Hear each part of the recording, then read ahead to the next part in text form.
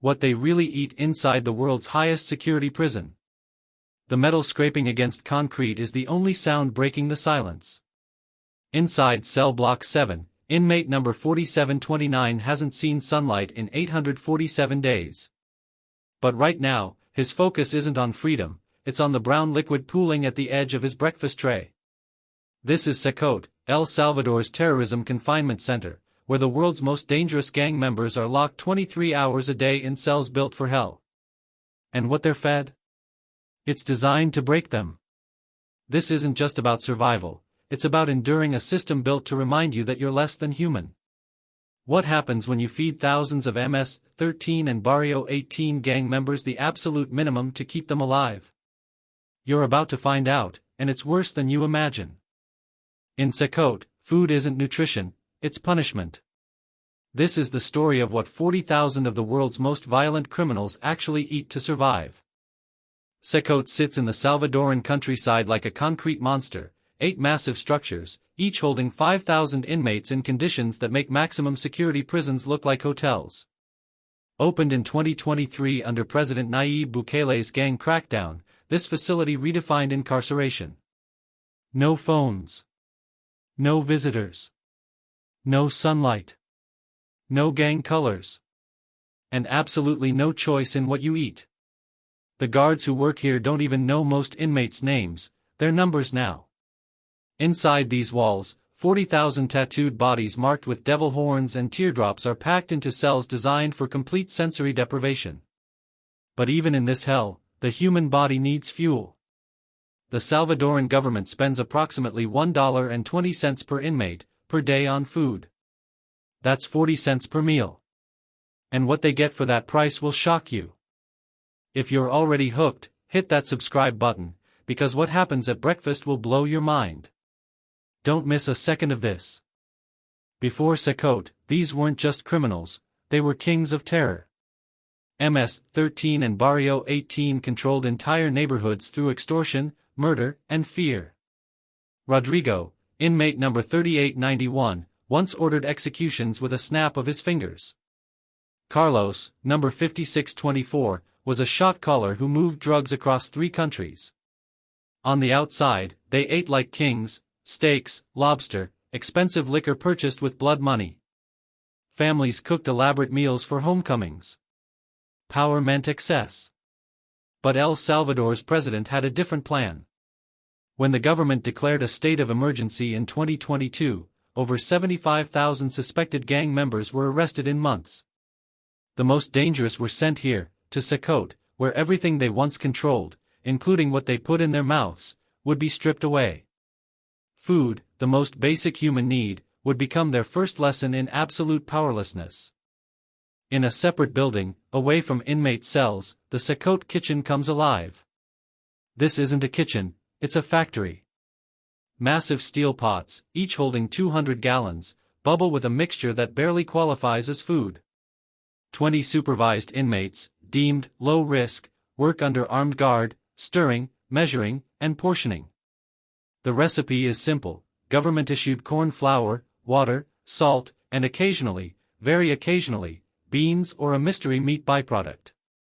Everything is weighed to the gram. No extra seasoning. No variation. The guards don't taste it. They don't have to eat it.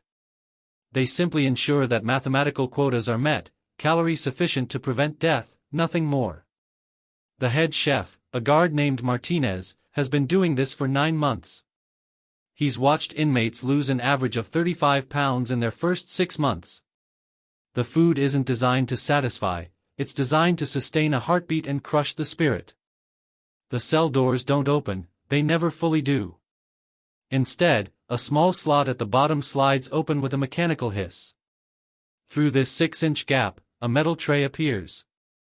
On it, a gray-brown masa paste, unsweetened corn porridge, a small cup of watered-down coffee that's more brown water than beverage, and occasionally, half a tortilla so hard it could double as a weapon. Inmate number 4729 stares at his tray. He's been here 11 months. He knows what's coming: stomach cramps around 9 a.m. from the barely cooked masa, the gnawing hunger that never truly disappears, the way his teeth have started loosening from nutritional deficiency. Around him, in cells stacked 3 tiers high, 5,000 other men receive identical trays. No special diets. No religious accommodations. Diabetics get the same meal as everyone else. The only sound is metal scraping and the occasional curse muttered in Spanish. Some eat immediately. Others save half, knowing lunch might not come, or might be even worse. Rodrigo makes a choice every morning: eat the masa cold, or wait for his body heat to warm it slightly against his chest. Today, he eats immediately. The texture is grainy, like wet sand mixed with paste. There's no sugar, no salt beyond the bare minimum. It sticks to his teeth and coats his mouth with a film that won't disappear until, if he's lucky, he gets water at noon. This meal contains approximately 300 calories, mostly empty carbohydrates. There's no protein, no fat, no vitamins. His body is cannibalizing muscle to survive. He can feel it, the weakness in his arms, the way his ribs now press against skin covered in fading tattoos. Before CECOT, Rodrigo was 190 pounds of muscle. Now, he's 158 and dropping. But he eats because not eating means death, and despite everything, the survival instinct remains. Around him, others do the same mechanical motion: scoop, chew, swallow, endure. In the prison medical wing, Dr. Flores reviews daily reports. Malnutrition cases are rising, anemia, severe vitamin deficiencies, scurvy in some cases. Scurvy. A disease from the 1700s, appearing in a modern prison. But the government's position is clear: these men are terrorists, gang members who've killed children, extorted families, and destroyed communities. The minimum is all they deserve. Dr. Flores submits requests for vitamin supplements, for a small increase in protein. They're denied. Budget constraints, they say. National security priorities. The policy is explicit: keep them alive, but remind them daily of their new reality. Some inmates have started eating toothpaste for the fluoride. Others lick the walls where condensation forms, desperate for minerals. Dr. Flores documents everything, knowing that international human rights organizations are watching, but also knowing that in El Salvador's current political climate, CECOT is celebrated, not criticized. These conditions aren't accidental, they're intentional. The masa is gone. It's been 3.5 hours since breakfast, and the hunger is back with a vengeance. In cell 7B23, Carlos does push-ups to distract himself. 50, 60, 70, until his arms shake and collapse. Exercise on a starvation diet is dangerous, but the alternative is madness. The human body needs approximately 2,000 to 2,500 calories daily for basic function. CECOT inmates receive between 1,200 to 1,400 on a good day. The body adapts by slowing metabolism, reducing cognitive function, and entering a state of semi-hibernation. But the mind doesn't adapt as easily. Food obsession begins. Inmates talk about meals they had on the outside, describing grandmother's pupusas or birthday feasts in excruciating detail. These conversations are both comfort and torture. Some inmates have started a dangerous barter system with the few items they have: extra socks traded for someone's tortilla, a letter from family exchanged for half a portion. But guards crack down hard. Any trading means solitary confinement, and in solitary, the food is even worse. Back in the kitchen, the same pots are being filled again. But today's lunch is different. There's been a protein addition. A truck delivered 200 pounds of chicken byproducts, feet, necks, organs that commercial processors reject. It's not much when divided among 40,000 inmates, but it's something. The supervised inmates chop and boil the parts in massive vats, creating a broth that's more bone and cartilage than actual meat. This will be added to the rice, the cheapest grade available, broken pieces mixed with stones and debris that must be picked out by hand. The question isn't whether this meal will satisfy anyone. The question is whether what's coming next will cause another medical emergency. Last week, contaminated rice sent 47 inmates to the medical wing with severe food poisoning. But lunch is still happening. It has to. What they don't know yet is that today's batch might be worse. The slots open again. On each tray, a scoop of rice mixed with the chicken byproduct broth, creating a grayish mixture where tiny bone fragments float like debris. The rice is undercooked, crunchy in places, mushy in others.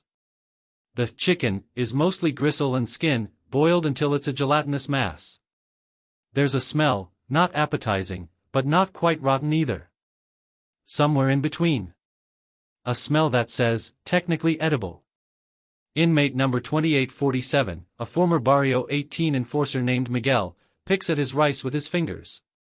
No utensils are provided, everything must be eaten by hand. He finds a small piece of actual chicken meat, maybe half an inch, and savors it like it's filet mignon. That tiny piece contains maybe 15 calories of protein. His body is desperate for it. Around him, 40,000 other inmates perform the same ritual.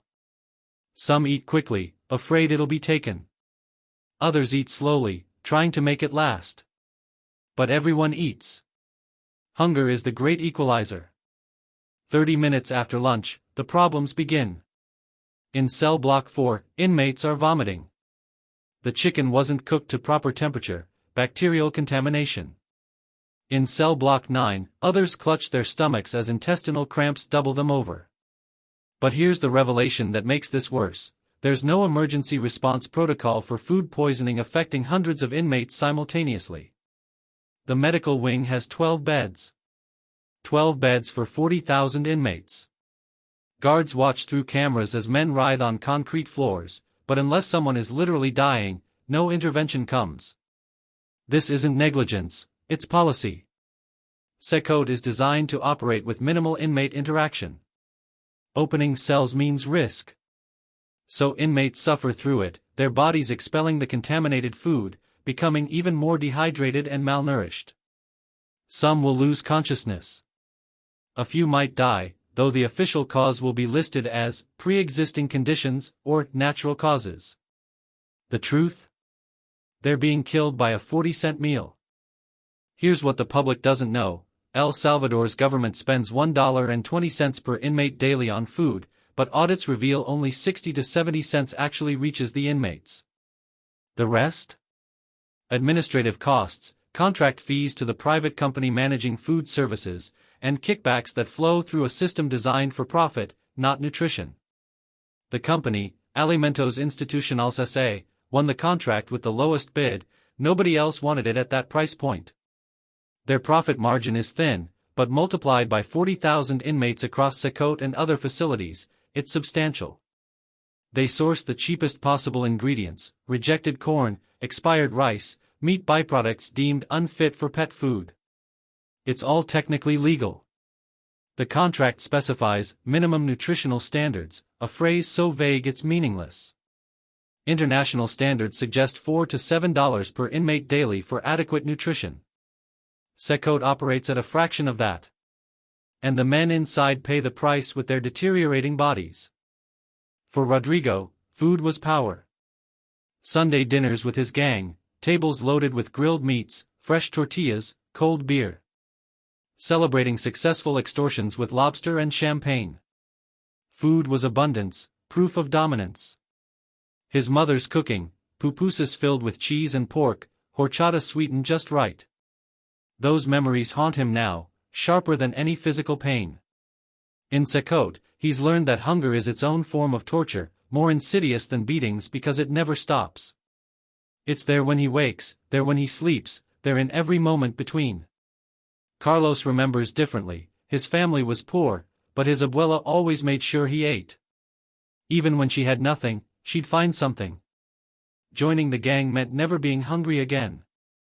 Now, the irony isn't lost on him. He has less food security in prison than he did in the slums. The psychological warfare of CECOT's food system is working exactly as designed, breaking their spirit through the most basic human need. This story gets even darker. These men are living through something most of us can't imagine. Hit subscribe so you don't miss what happens at dinner, because it's absolutely insane. The kitchen operates on a strict rotation: breakfast masa, lunch rice with minimal protein, dinner beans. Except there's a problem: the bean shipment is 2 days late. Supply chain issues, the contractor says. In reality, Alimentos Institucionales is playing a dangerous game, delaying deliveries to extend profits by holding onto capital longer. The kitchen supervisor makes a command decision. Tonight's dinner will be more masa, possibly with some lentils if they can stretch what's left. This means inmates will have consumed primarily corn-based products for 3 meals straight, a recipe for pellagra, a disease caused by niacin deficiency that causes skin lesions, diarrhea, dementia, and death. The guards don't care. They clock out at 6 p.m. and go home to real meals. The plan, such as it is simple: feed them enough to prevent immediate death, document compliance with the vague contract terms, and repeat tomorrow. Quality is irrelevant. Complaints are impossible, inmates have no voice, no advocates, no recourse. In the rush to prepare 40,000 dinners, a critical mistake happens. A supervised inmate knocks over a cleaning bucket near the masa preparation area. Diluted bleach water splashes into pot number 7, contaminating approximately 2,000 servings. The guard supervisor sees it happen. He has a choice: dump the contaminated batch and leave 2,000 inmates without dinner, or serve it anyway and hope the dilution is weak enough not to cause immediate harm. He chooses to serve it. Why? Because reporting contamination means paperwork, investigations, potential contract violations. It's easier to serve poison than fill out forms. The contaminated masa is mixed with clean batches to further dilute it, then portioned onto trays. There's no way to track which inmates will receive the contaminated portions. It's Russian roulette with dinner. This isn't the first time it's happened. It won't be the last. Systematic negligence has become standard operating procedure. And tonight, men will suffer for it. The slots open. On each tray, masa again, this time slightly yellower, with a handful of undercooked lentils scattered on top. No tortilla tonight. No coffee. Just masa and legumes that are still half-hard. Inmate number 4729 receives his tray and immediately smells something wrong, a chemical undertone beneath the corn. But what choice does he have? He hasn't eaten in 6 hours. His stomach is eating itself. He takes a bite, grimacing at the harsh aftertaste. In cell 4C17, another inmate named Javier takes 3 bites before his throat starts burning. The bleach concentration in his portion is higher.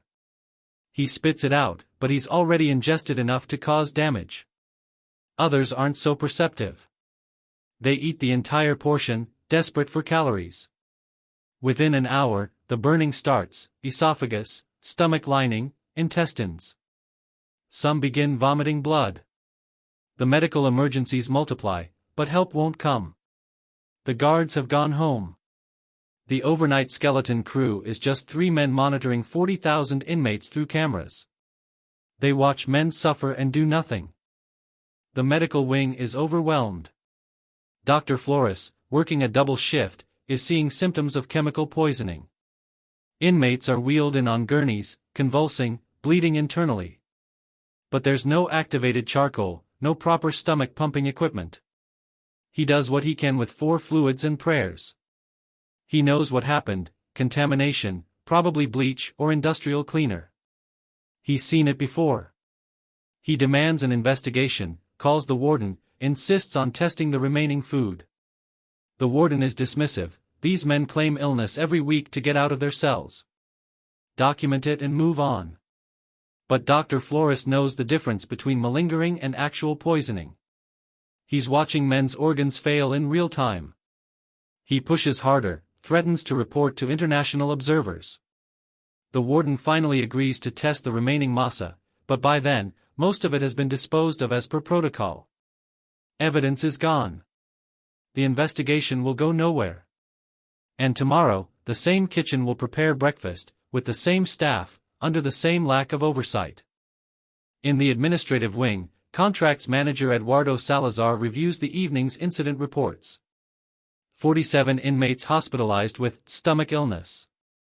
Could be normal food poisoning, could be the contamination the kitchen guard mentioned in his report. Either way, it's a liability. Salazar makes calls to Alimentos Institucionales, to government liaisons, to the PR team. The narrative is crafted. A small number of inmates experience digestive issues consistent with pre-existing conditions and poor health from years of drug abuse and gang lifestyle. All received appropriate medical care. No contamination found. The kitchen supervisor's report about the bleach spill? Disappeared. The guard who witnessed it? Reassigned to a different shift. Dr. Flores's detailed medical assessments? Filed under pending review, where they'll languish forever. This is how CECOT operates, not through transparent correction, but through systematic denial. The goal isn't safety or rehabilitation. It's maintaining the image of control while running the cheapest possible operation. But someone is watching. A guard named Martinez, the same one who oversees the kitchen, has been documenting everything. Photos of contaminated food, videos of preparation conditions, copies of contracts showing the budget discrepancies. He's not doing this out of altruism. His own brother was killed by MS-13 years ago. He hates these inmates. But he hates corruption more. What's happening at CECOT isn't justice, it's profiteering disguised as punishment. Tonight, he uploads everything to an encrypted server and sends links to 3 international human rights organizations and 2 investigative journalists. The evidence is damning: systematic malnutrition, regular contamination events, budget embezzlement, and medical neglect. Within hours, the information begins circulating. This is the crack in CECOT's carefully constructed narrative. The moment when the truth about what inmates actually eat, or more accurately, what's killing them, starts to emerge. But will anyone care about what happens to gang members? That's the real question. International media picks up the story. Headlines scream: El Salvador's super prison starving inmates, CECOT food scandal exposed, chemical poisoning in world's toughest prison. But the Salvadoran government's response is swift and defiant. President Bukele tweets, "These are not victims. These are terrorists who killed our children. They deserve no sympathy." His approval rating actually increases. 87% of Salvadorans support CECOT's harsh conditions. The leaked evidence is dismissed as gang propaganda and foreign interference. Alimentos Institucionales releases a statement denying all wrongdoing, citing their contract compliance.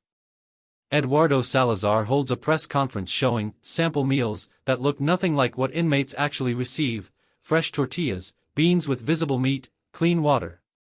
It's theater. The international community condemns the conditions, but they condemned them before. Nothing changes. Inside CECOT, breakfast arrives as usual: the same gray masa, the same watered coffee. As if nothing happened. Guard Martinez is identified as the leak source through digital forensics.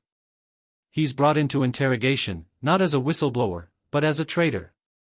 For 6 hours, they pressure him: "Why did you betray your country? Don't you know these men are monsters? Your brother's killers laugh while you defend their food quality?" But Martinez is calm.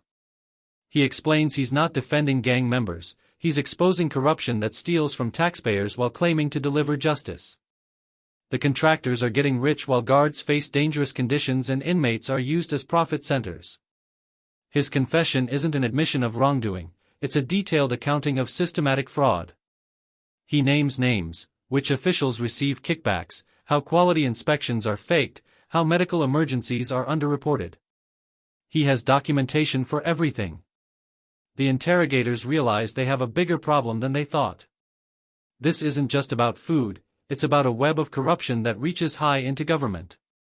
They can't prosecute him without exposing themselves. The Inter-American Commission on Human Rights announces an investigation. The UN Special Rapporteur on Torture requests access to CECOT. International legal organizations file briefs arguing that systematic malnutrition constitutes cruel and unusual punishment, regardless of the inmate's crimes. El Salvador's government refuses all access, citing national sovereignty. But the pressure is working, not because the government cares about inmates, but because international loans and trade agreements are being questioned. The World Bank hints at withholding development funds if human rights violations are verified. Major corporations pause investments. Tourism warnings are issued. Suddenly, the cost of maintaining CECOT's brutal conditions exceeds the political benefits. Behind closed doors, negotiations begin. Not about releasing inmates or charging officials, about the optics. How can they improve conditions minimally while maintaining the tough-on-crime image? The answer: raise food budget from $1.20 to $2 per inmate daily, bring in independent monitors for quarterly inspections, and prosecute one scapegoat. Eduardo Salazar, the contracts manager, stands trial for embezzlement and negligent endangerment. Not the kitchen supervisor who served contaminated food.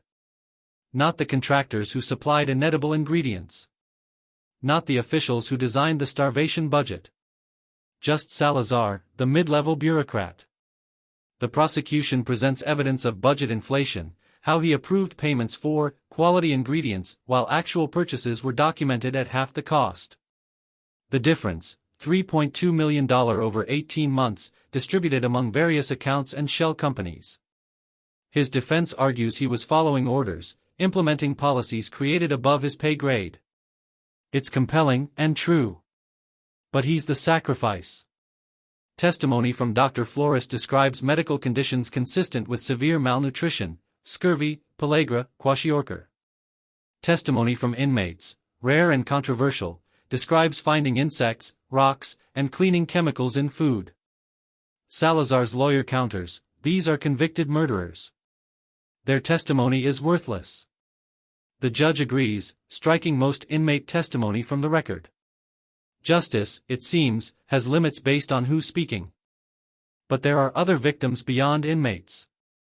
Guards like Martinez who tried to do the right thing, now blacklisted from security work. Dr. Flores, who spoke too loudly about medical negligence, now under investigation himself for violating inmate privacy. The families of inmates, many of whom are guilty, some of whom were swept up in mass arrests, who watched their sons and brothers deteriorate during rare, monitored video calls.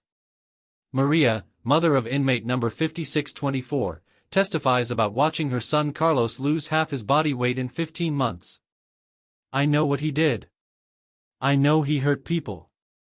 But watching him starve is watching him die slowly. Her testimony is powerful, but it changes nothing. Public opinion remains firm, harsh punishment is justice.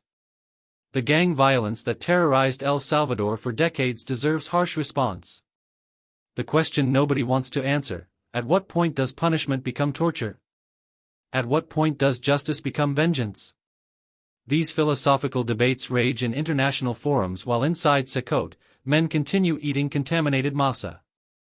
Eduardo Salazar is found guilty on 3 counts of embezzlement, 1 count of negligent endangerment.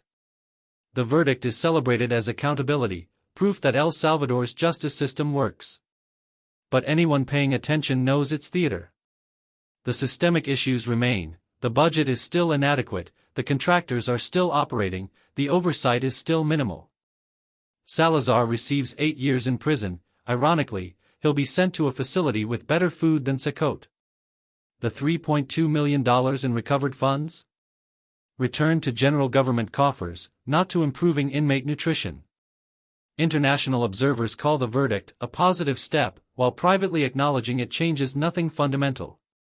The real perpetrators, the system designers, the policy makers, the contractors profiting from suffering, remain untouched. In CECOT, inmates don't even know about the trial. They're focused on survival. Today's lunch was rice with a new protein addition: soy-textured vegetable protein that smells like cardboard and has the texture of pencil eraser shavings. This is accountability in action. With international pressure sustained, CECOT implements comprehensive reforms.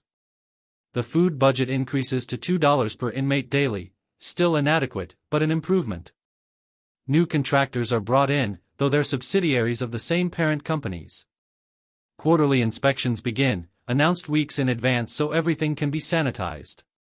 Vitamin supplements are added, 1 multivitamin weekly, which inmates crush and snort for the brief chemical rush, rendering them useless.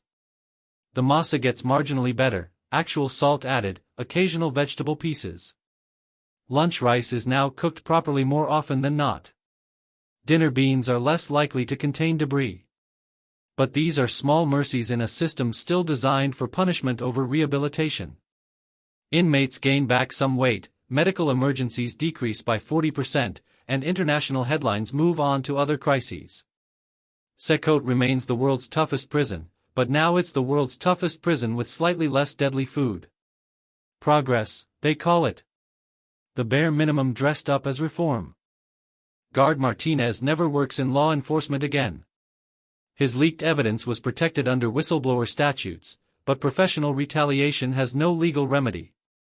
He works construction now, building the same type of concrete structures that hold CECOT together. Dr. Flores transfers to a civilian hospital, burned out from fighting a system designed to ignore medical ethics. He still has nightmares about inmates he couldn't save. The kitchen workers who witnessed contamination events? Reassigned to different facilities, warned to forget what they saw. The journalists who broke the story win international awards, but face death threats in El Salvador.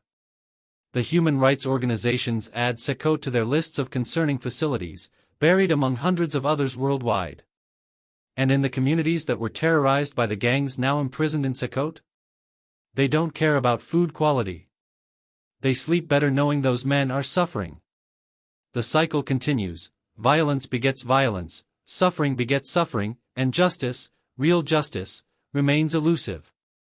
Here's what most people don't know. CECOT's food system, even after reforms, operates on a model that 95% of nutritionists would classify as sustained malnutrition. Inmates consume an average of 1,600 calories daily, enough to prevent starvation, insufficient for health. Protein intake averages 25 grams daily, adults need 50 to 70. Vitamin deficiencies remain common. Dental problems are epidemic from the lack of calcium and vitamin D. But here's the twist, recidivism rates for CECOT inmates can't be measured because almost none will ever be released. Most are serving 50-plus year sentences. They'll die in these cells. So the food isn't designed to rehabilitate or nourish, it's designed to maintain existence until natural death occurs. This is the final revelation, CECOT's food system is a slow execution method. Not officially, not legally, but functionally. The government saves money, the public feels justice is served, and 40,000 men waste away on 40 cents of masa, rice, and beans per meal. International observers know, human rights groups document it, but nothing changes because the political will doesn't exist. This is the truth about what they really eat in CECOT.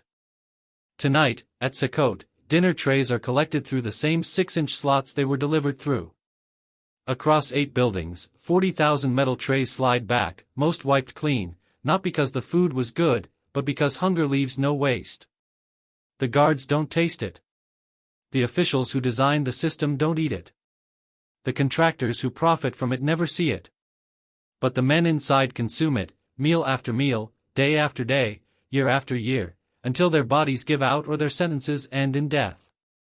This system reveals something uncomfortable about justice. We've decided that some people deserve to suffer, and we've built institutions that deliver that suffering systematically, bureaucratically, and profitably.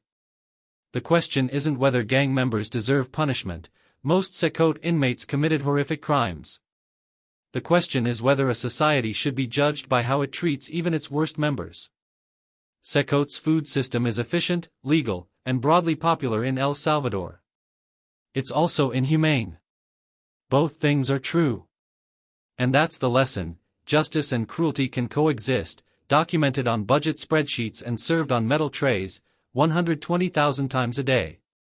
If this story kept you watching until the end, you need to subscribe, because next week, I'm exposing what really happens in Russia's Black Dolphin prison, and it's even more insane than this.